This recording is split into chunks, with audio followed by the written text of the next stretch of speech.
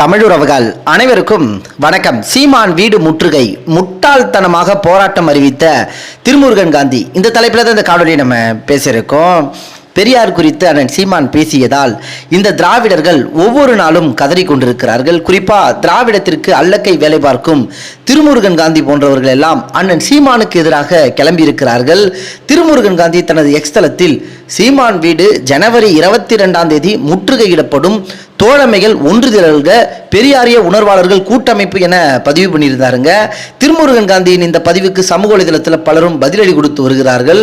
குறிப்பாக தர்ஷன் என்ற சகோதரர் பாவம் தோழர், நீங்கள் எல்லாம் மே 17 என்று இயக்கம் தொடங்கி இறுதியில் அண்ணன் சீமானை எதிர்க்க வேண்டிய சூழ்நிலையில் வந்து நிற்கிறீர்கள் என்று தனது கருத்தை வெளிப்படுத்தியிருக்காருங்க. அதே போல தமிழன் கைலாசம் என்ற சகோதரர் கட்சி ஒருங்கிணைப்பாளர் சீமானின் கருத்து, அது முற்றுகையிடம்னா கட்சி தலைமையகத்தை முற்றுகையிடணும், பெரியாரியவாதிகள் மதிக்கெட்டவர்கள் என்பதை நிரூபிக்க இன்னைக்கு ஒருத்தர் வந்துட்டாரு என தனது கருத்தை வெளிப்படுத்தியிருக்காருங்க. அண்ணன் சீமான் அவர்கள் எடுத்து வைக்கும் கருத்தியலை எதிர்கொள்ள முடியாமல் திணறி போய் இந்த திராவிடர்கள் வீடு முற்றுகை என கோமாளித்தனமான போராட்டங்களை அறிவித்து மக்களின் வெறுப்பை பெறுகிறார்கள். குறிப்பா அண்ணன் சீமான் வீட்டை முற்றுகையிடுவோம் என திருமுருகன் காந்தி பதிவு செய்திருப்பதை நீங்க எப்படி பார்க்குறீங்கன்றத உங்களுடைய கருத்துக்களை தெரியப்படுத்துங்க. நன்றி, வணக்கம்.